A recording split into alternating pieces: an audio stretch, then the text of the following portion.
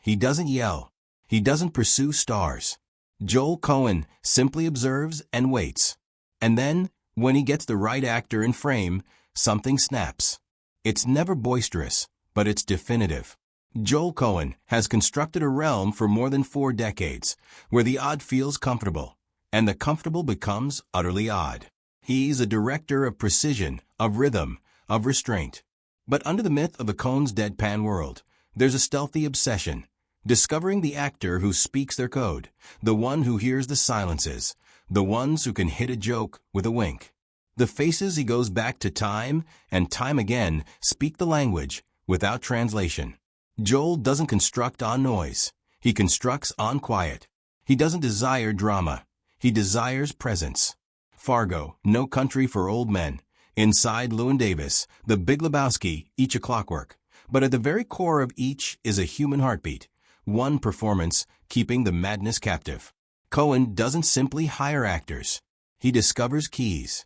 And when one fits the keyhole, the entire mechanism whirs, too particular to be faked, too off-kilter to be forgotten.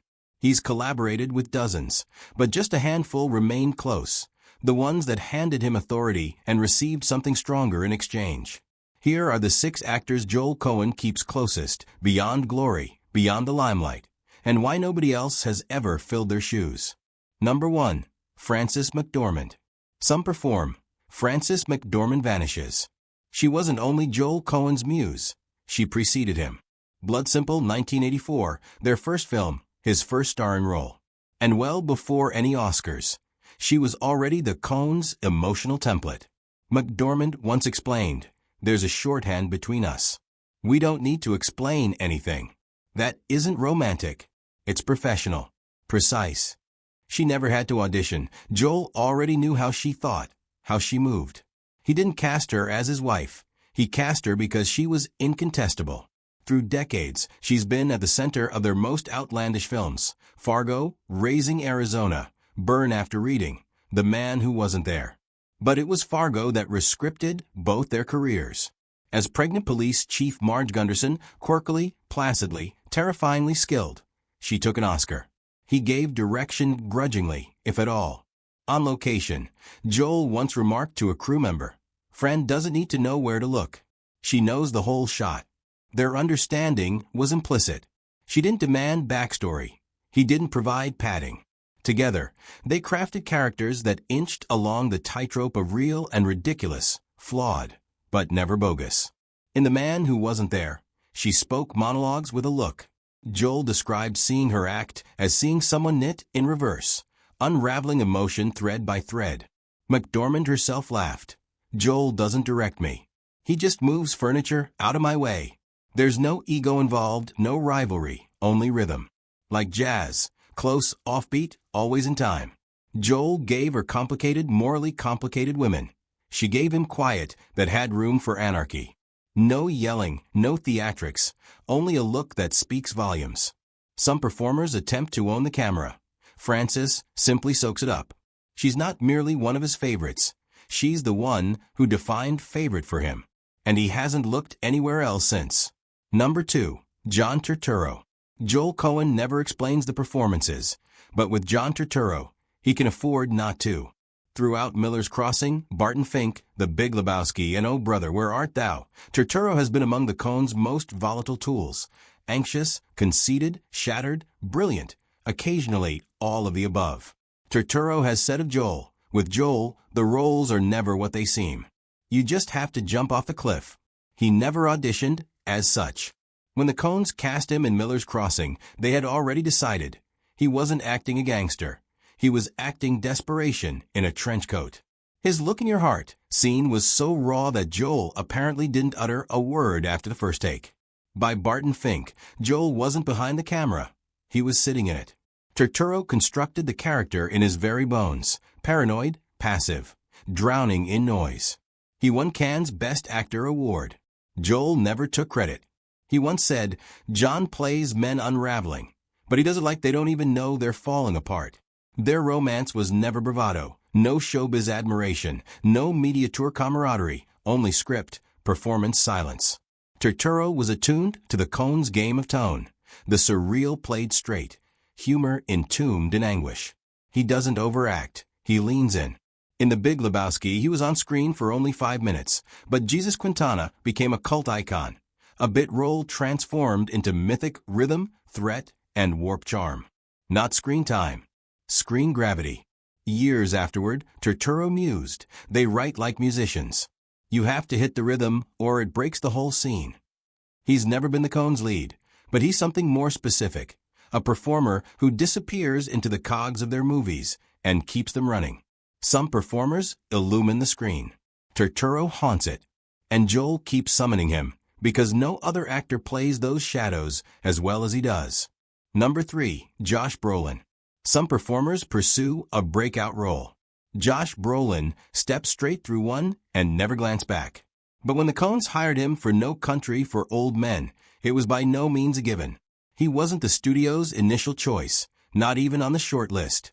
But Brolin possessed one thing that wouldn't let them turn him down: stillness, heft, and restraint that didn't have to overannounce itself. Brolin himself has said, "The Coens didn't tell me what to do. They trusted me to not do anything." That sort of guidance is only effective when there is true faith. Joel had never directed Brolin before, but within days he knew this wasn't an acting job. It was a presence. He acted Llewellyn Moss, like a man attempting to remain invisible. Half predator, half prey. No bombs, no hysterics, just raw survival reflex. The Coens refused to let the silence speak, and Brolin loaded it with substance.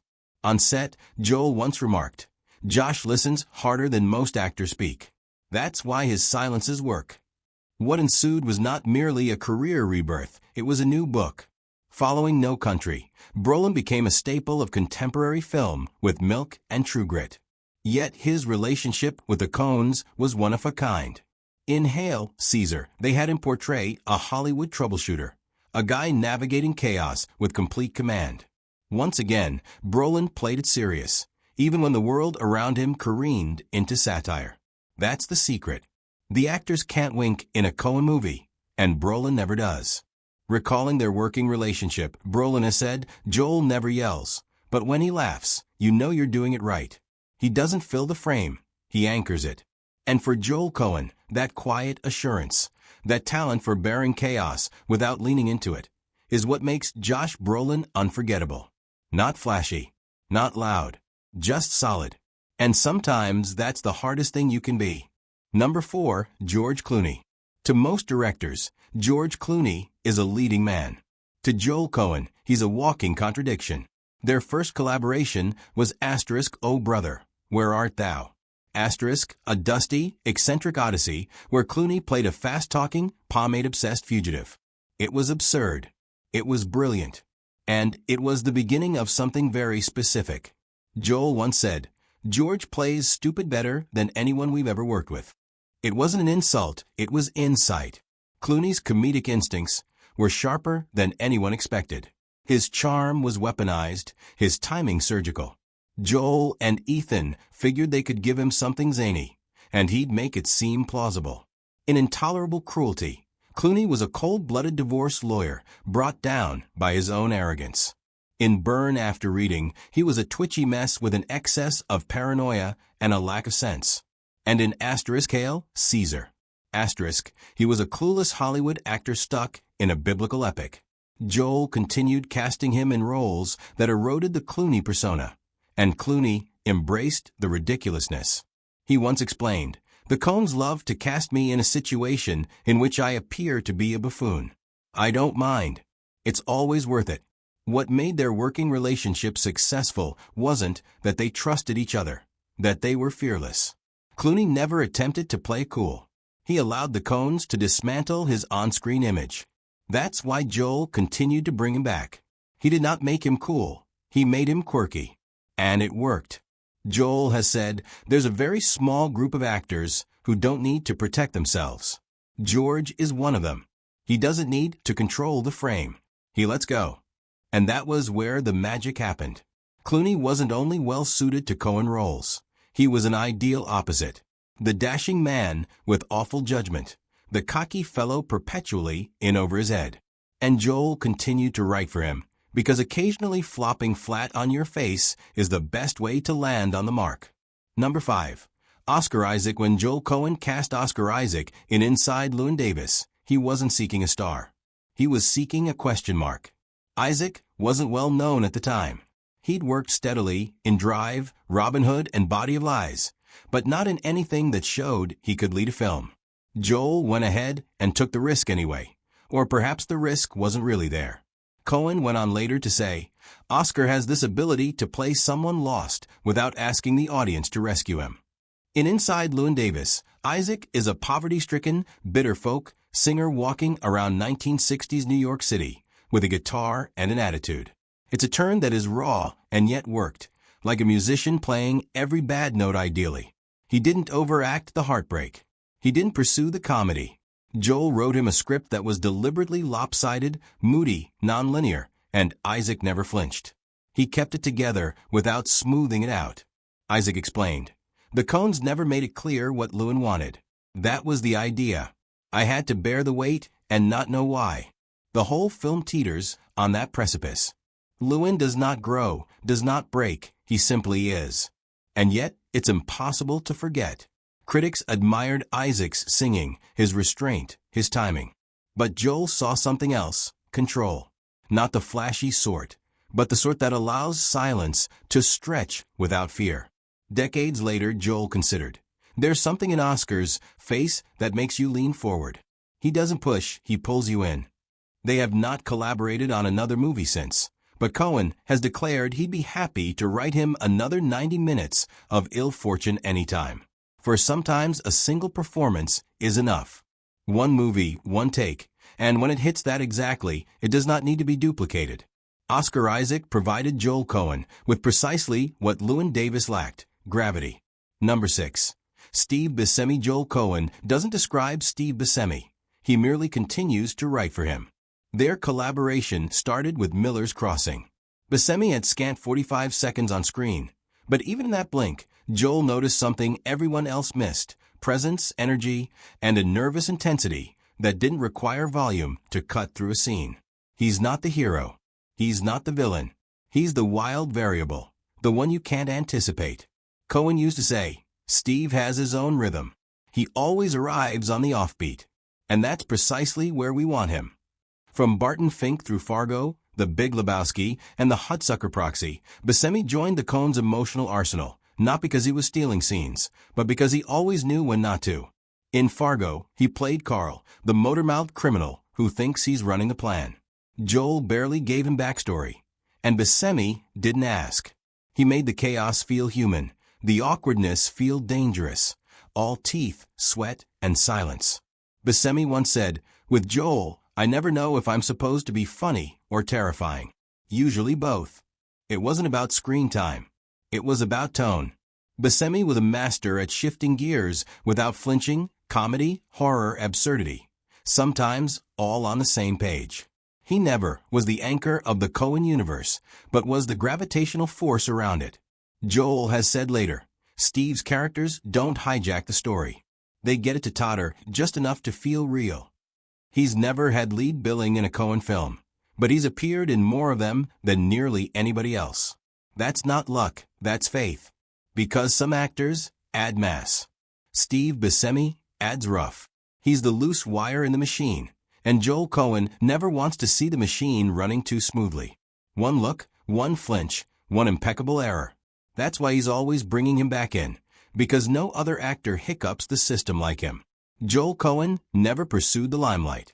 He simply looked into it long enough to observe who didn't blink. And those are the performers he retained, quietly, steadfastly, with hardly a word. Some actors win awards, but these 6 won something more difficult. Trust. Not with loud scenes, but with timing, forbearance, and restraint in the face of stress. And if you couldn't maintain that silence with him, you didn't lose the part. You lost the opportunity to return. So who else do you think came close to making Joel's personal list, or should have? Share your choice in the comments. And if you want more behind-the-scenes deep cuts, ring that bell and remain in the know for more breakdowns. Because in Joel Coen's universe, it was never a matter of who was the largest presence on screen. It was who left something behind when the scene was done.